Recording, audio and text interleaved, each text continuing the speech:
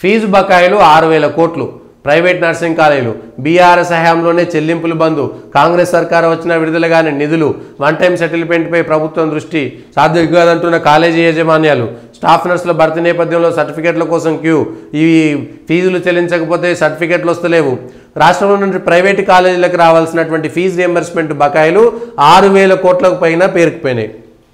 ఇది పరిస్థితి వెంటనే 9 నెలలైంది మరి కాంగ్రెస్ సర్కార్ వచ్చి బీఆర్ఎస్ మోసం చేసింది ఈ ఫీజు రియంబర్స్మెంట్ పథకం ఎవరు పెట్టిరు రాజశేఖర్ రెడ్డి పెట్టిండు ప్రైవేటు పాఠశాలల్లో చదువుకొని ఫీజు రియంబర్స్మెంట్ ఎందుకు పెట్టాల్సి వచ్చింది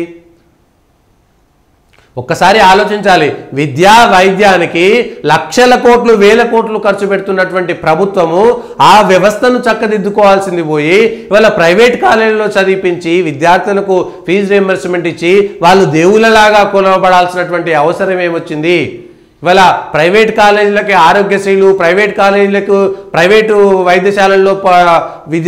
ఇవి చేసుకునేటువంటి వాళ్ళకు అంటే ప్రభుత్వం తరపున పూర్తి స్థాయిగా వైద్యం అందించేటువంటి పరిస్థితి లేదు కాబట్టి ప్రైవేటు దాంట్లో చేసుకుంటున్నారు పోనీ విద్యా వ్యవస్థకు వచ్చినటువంటి రోగం ఏమున్నది విద్యా వ్యవస్థను మీరే చేసుకోవచ్చు కదా యూనివర్సిటీలు మీ దగ్గర ఉన్నాయి కాలేజీలు మీ దగ్గరనే ఉన్నాయి స్కూళ్ళు మీ దగ్గరనే ఉన్నాయి ఆ స్కూళ్ళన్నీ గవర్నమెంట్ స్కూళ్ళన్నీ మూతపడుతుంటే ప్రైవేట్ కాలేజీలను మేపాల్సినటువంటి కర్మ ప్రజలకేం ప్రభుత్వానికి ఏమొచ్చింది ఇగో ఇది దీని వెనుక అన్ని ఉచిత పథకాలు ఏం చేస్తాయంటే ఖజానాను ఖలాస్ చేస్తాయి కేవలం ఓటు బ్యాంకు రాజకీయాలు మాత్రమే చేస్తాయి అది ఆరోగ్యశ్రీ కావచ్చు ఫీజు రియంబర్స్మెంట్ కావచ్చు ఎందుకు వచ్చింది ఫీజు రియంబర్స్మెంట్ గవర్నమెంట్ కాలేజీలు పెట్టుకోవచ్చు కదా ప్రైవేట్ కాలేజీలకు నువ్వు డబ్బులు ఇచ్చి వాళ్ళ దగ్గర నువ్వు చదువు చెప్పించాల్సినటువంటి అవసరం ఏమున్నది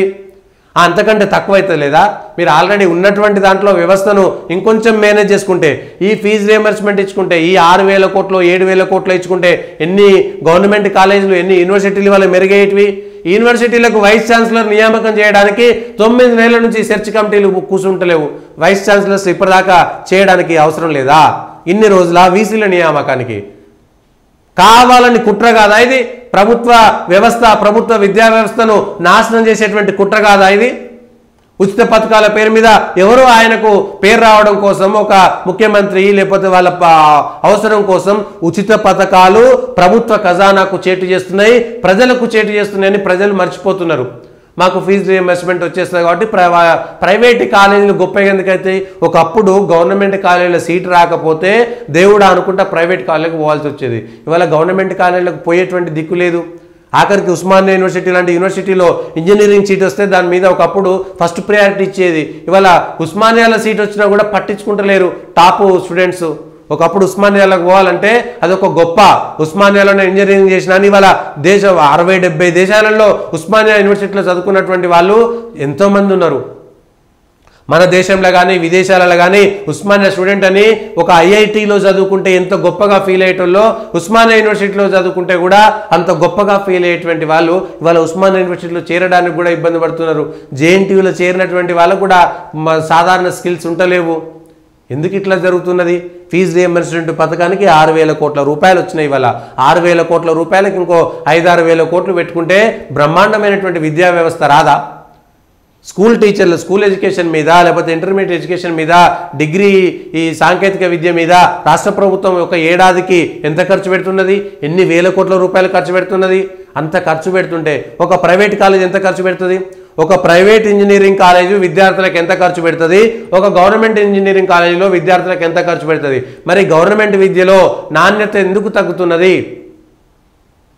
ఒకప్పుడు నేను ఓయూ క్యాంపస్ నేను కేయూ క్యాంపస్ అని చెప్పుకోవడానికి గర్వపడేటువంటి విద్యార్థి లోకము ఇవాళ ఆ క్యాంపస్లో పోవడానికి ఎందుకు చిన్న చూపు చూస్తున్నారు కేవలం బతకలేక ఓయూలకు పోయి ఏదో ఆ కోర్సుల కోసం పోవాలి ఆ ఫుడ్ కోసం పోవాల్సినటువంటి పరిస్థితి వస్తుందనేటువంటిది వచ్చింది ఎందుకు ఇదంతా ఎందుకు దాని గౌరవాన్ని ఇచ్చేస్తున్నారు ఉస్మానియా యూనివర్సిటీలో చదివితే ఐఐటీల కంటే ఎక్కువ మంచి మంచి ప్రొఫెసర్లు మంచి వాళ్ళు ఉంటారు అక్కడ బాగా తెలివైనటువంటి వాళ్ళు ఉంటారు డెడికేటెడ్ ప్రొఫెసర్స్ ఉంటారు అనేటువంటి ఒక పేరు ఉండేది ప్రొఫెసర్ల నియామకం లేదు టీచింగ్ స్టాఫ్ ఉండట్లేదు వసతులు ఉండట్లేవు హాస్టళ్ల పైన నిర్లక్ష్యము చదువు పైన నిర్లక్ష్యము ఏమీ లేదు ఆఖరికి వీసీల నియామకం చేయడానికి కూడా ఇన్ని నెలలు పడుతుందా వైస్ ఛాన్సలర్ల నియామకం చేయడానికి ఉచిత పథకాలు ఇవాళ ఫీజు రియంబర్స్మెంట్ గొప్ప పథకం అని ఇవాళ దాన్ని ప్రజల్లోకి నెట్టివేయబడ్డది అది గొప్ప పథకాలు కావు ఆరోగ్యశ్రీ కానీ ఇది కానీ ప్రభుత్వ వైద్యం ఎందుకు లేదు గ్రామంలో ఉండేటువంటి ప్రాథమిక ఆరోగ్య కేంద్రం నుంచి జిల్లా స్థాయిలో, మండల స్థాయిలో, జిల్లా స్థాయిలో ఎందుకు ఉండట్లేవు ఇవాళ? ఆఖరికి కుక్క గరిస్తే, తేలి గరిస్తే, పాము గరిస్తే గ్రామాలలో ఇవాళ ప్రాథమిక ఆరోగ్య కేంద్రాలలో ఉండాల్సినటువంటి మందులు ఉండట్లేవు, ఆయాలు ఉంటలేరు, నర్సులు ఉంటలేరు. ప్రాథమిక ఆరోగ్య కేంద్రాల్లో కేంద్రం నుంచి ఇన్ని నిధులు వచ్చినాయి, రాష్ట్రం నుంచి ఇన్ని నిధులు వచ్చినాయని చెప్తారు, ఎక్కడా ఉండట్లేదు. ఏమైనా అంటే ఇవన్నీ ఇన్సూరెన్స్లు కట్టుకోవాలి, ఇవి పెట్టుకోవాలి. ఇంత కరం ఎందుకు పట్టింది మనకి? అది ఆయుష్మాన్ భారత్ అయినా, ఆరోగ్యశ్రీ అయినా, అసలు ప్రైవేటు హాస్పిటల్కి పోవడానికి ప్రజలు ఇష్టపడకుండా గవర్నమెంట్ వైద్యమే చేయించుకునే విధంగా చేసుకుంటే ఈ గొడవ ఉండదు కదా. గవర్నమెంట్ వైద్యం అందరికీ ఫ్రీ ఉంటుంది. సాధారణమైనటువంటి డబ్బులు పెట్టుకుంటే ఆ గవర్నమెంట్